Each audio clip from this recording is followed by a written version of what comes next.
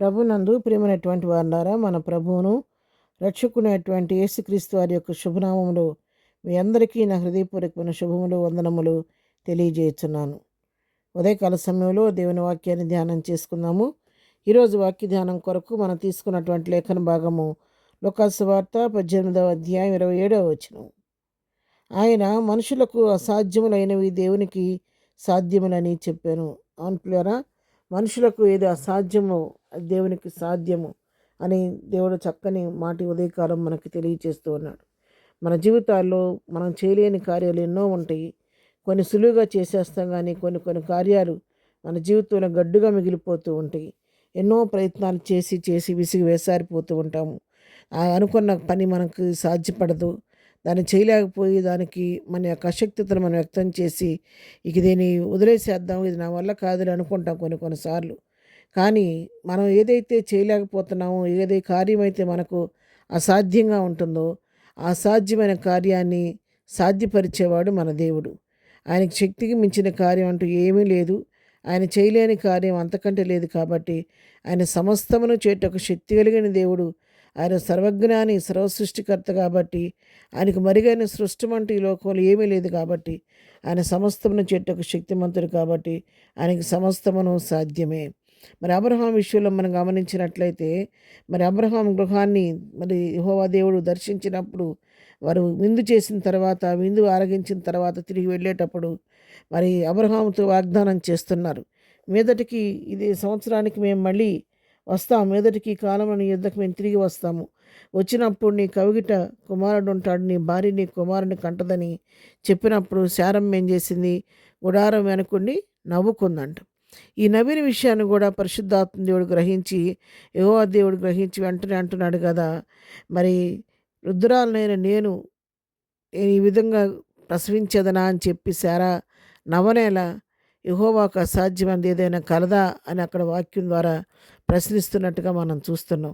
అవును ప్రియారా, మరి వృద్ధాప్యం అంటే శారా తన మానవ రీతిగా ఆలోచించి రుద్రాలనైనా నాకు ఇప్పుడు బిడ్డల గంట వెంటే నా నవ్వుకోవచ్చు, కానీ మానవ రీత్యా సైన్స్ పరంగా ఆలోచిస్తే అది అసాధ్యం, కానీ దేవుని దృష్టికి అది సాధ్యం.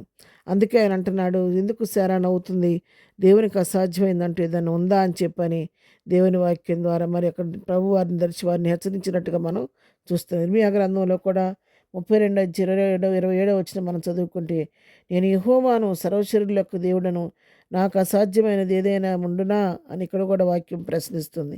అవును, ఆయనకు అసాధ్యమైందంటూ ఏమీ లేదు. మృతులను సజీవులుగా చేయగలిగిన దేవుడు, ఉన్నది లేనట్టుగా చేసే దేవుడు, లేనిది ఉన్నట్టుగా చేయగలిగిన దేవుడు, శూన్యములో సమస్తాన్ని సృష్టించిన దేవుడు. ఆయనకు అసాధ్యమైందంటూ ఈ లోకంలో ఏమీ కూడా లేదన్నమాట. మరి ఈ విధంగా దేవుని వాక్యం మనం బలపరుస్తుంది. ఉదయకాల సమయంలో వాక్యం వింటున్నటువంటి ప్రియులారా, మీ జీవితాల్లో మీరు ఏ విషయంలో కృంగిపోయి ఉన్నారో, ఏ విషయాల్లో మీరు కూడా కొన్ని కొన్ని విషయాల్లో గడ్డు సమస్యలుగా మీ జీవితాల్లో మిగిలిపోయి ఉండొచ్చు.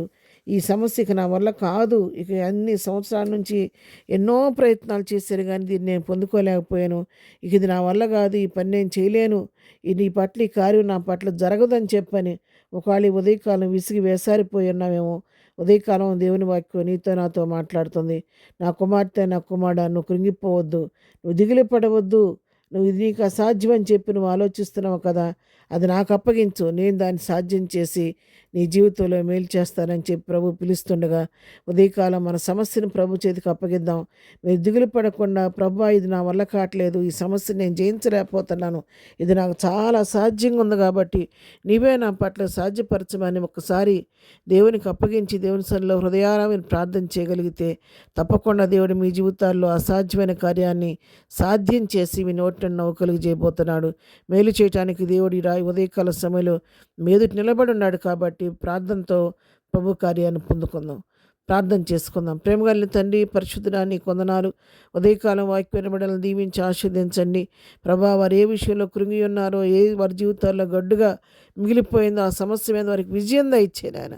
అసాధ్యమైన వారి కార్యాలు మీరు సాధ్యపరచండి నాయన. వారి నోటి నవ్వు కలుగు చేయని వారి కొన్న కన్నీటిని తుడవండి నాయన. నీ కొందనాలు ఈ దినమంతట్లో బిడ్డలు వెళ్తున్న మార్గాల్లో నీ కాపుదలు దయచేయండి. వారు చేస్తున్న పనులన్నింటిలో సఫలత కలుగు చేయండి నాయన. చేయి ప్రతి ప్రయత్నంలో ప్రభా నీ కృప తోడుగుంచి నడిపించండి. ఏదైనా బర్త్డే జరుపుకుంటున్న బిడ్డలు దీవించి ఆశీర్దించండి. వివాహ దినం జరుపుకుంటున్న కుటుంబాలను దీవించి ఆశీర్దించండి. ఏదైనా దీవెనలతో ప్రతి బిడ్డను నింపి నడిపించమని యేసు నామములో ప్రార్థించి అడిగి పొందుకొని ఉన్నాము తండ్రి. ఆమెన్. ప్రభు కృప సదాకాలము మనందరికీ తోడయుండి నడిపించునుగాక. ఆమెన్.